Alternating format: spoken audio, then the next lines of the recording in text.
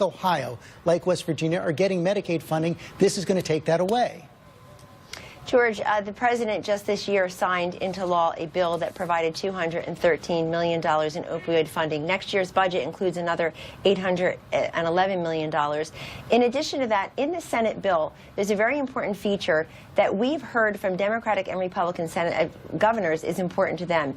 It lifts this restriction that really has impeded in-facility treatment, recovery treatment, and addiction treatment, because there's been this per bed, you know, they count the number of beds and decide whether you can get Medicaid funding for opioid treatment. The Senate bill would do away with that. It's a huge step forward. I also am very involved with Secretary Price at HHS. We're traveling around this country to talk to first responders, to talk to the families, to talk to those in treatment and recovery. We're talking to faith-based employers. We're talking to the health providers. The president and the vice president have leaned all the way into opioid addiction. He set up a commission that's headed by New Jersey Governor Chris Christie. That commission is bipartisan and includes former Congressman Kennedy, who's a very vocal. Right, but Kellyanne, on that, it includes Democratic Governor of North Carolina, Roy Cooper, and we are doing things to actually help that people. Commission. Let's talk about that commission, though, because this week the commission had a hearing, and the experts who testified to that commission said that these cuts in Medicaid are going to have a devastating impact. Again, even the Republican senators most affected, Rob Portman in Ohio, Shelley Capito in West Virginia, say you're going to need to add far more money, $45 billion, to begin to address the opioid addiction problem. This bill doesn't do that. And, George, I would point out that President Obama, through Obamacare and elsewise, poured money into crises like this. And where are we? You can fill up every seat in Yankee Stadium, and that accounts for the number of people who died of drug addiction in this country just last year, 33,000 of whom opioid-related. It's a gateway to heroin use, fentanyl, carfentanil. It's all a big problem. And so pouring money into the problem is not the only answer. We have to get serious about in-facility treatment and recovery. That takes money, Kellyanne.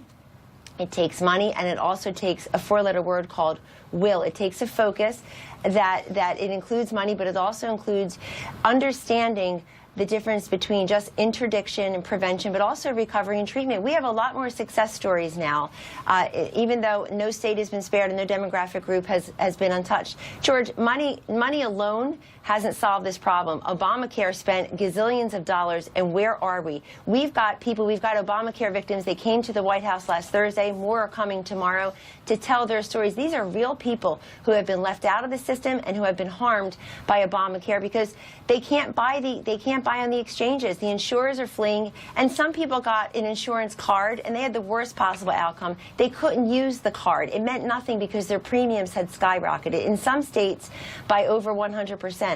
The president also has problems on the other side from conservatives in the Senate. Set of problems led by Rand Paul, who's going to come up on this program after you. One White House aide told Politico that getting Rand Paul's vote is the president's personal mission. So has the president spoken to Senator Paul since the Senate bill was revealed, and what can he offer to those conservatives to get their vote without driving off the moderates?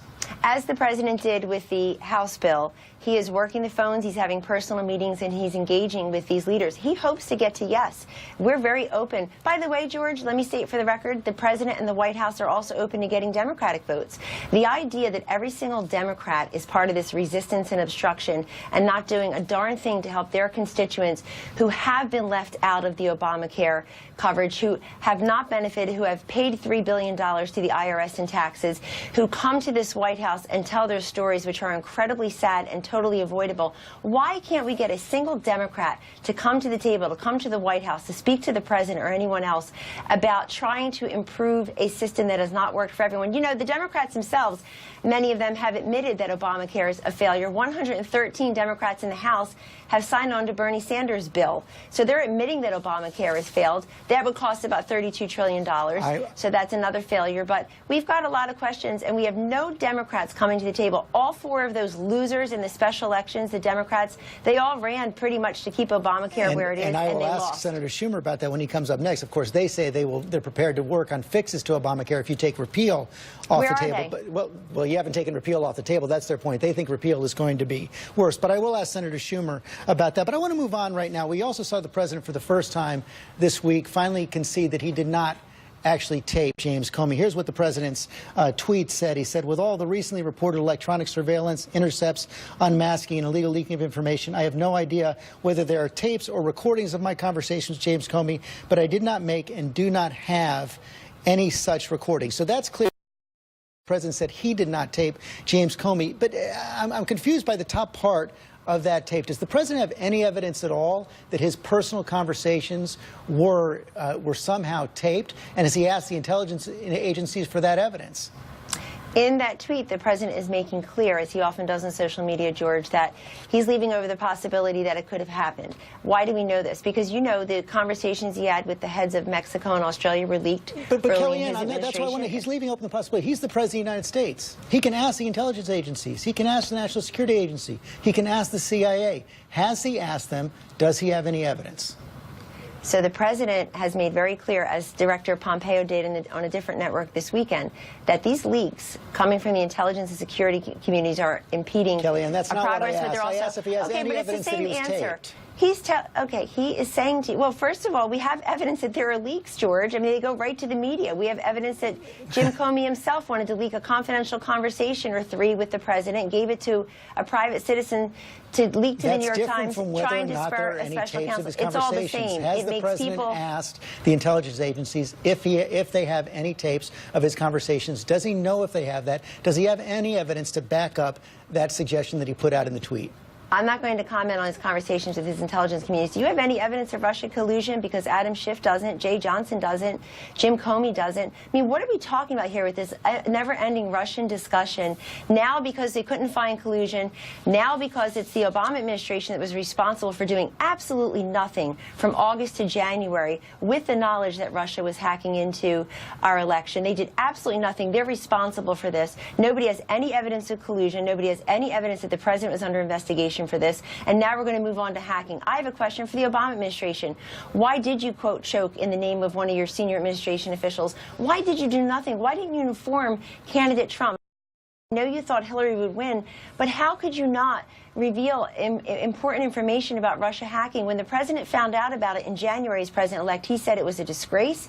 He believes Russia was behind it, but that he thinks other people hacked too. Well, I think the previous administration has a lot of questions to answer, given this Russian obsession by everyone. Perhaps they do, but the White House did it. The intelligence agencies in October actually did reveal that Russia had been involved in the election, and President Trump consistently has dismissed that. It finally appears that for the first time this week he conceded that the Russians did interfere in the election. The big question now is for President Trump, what is he going to do about it?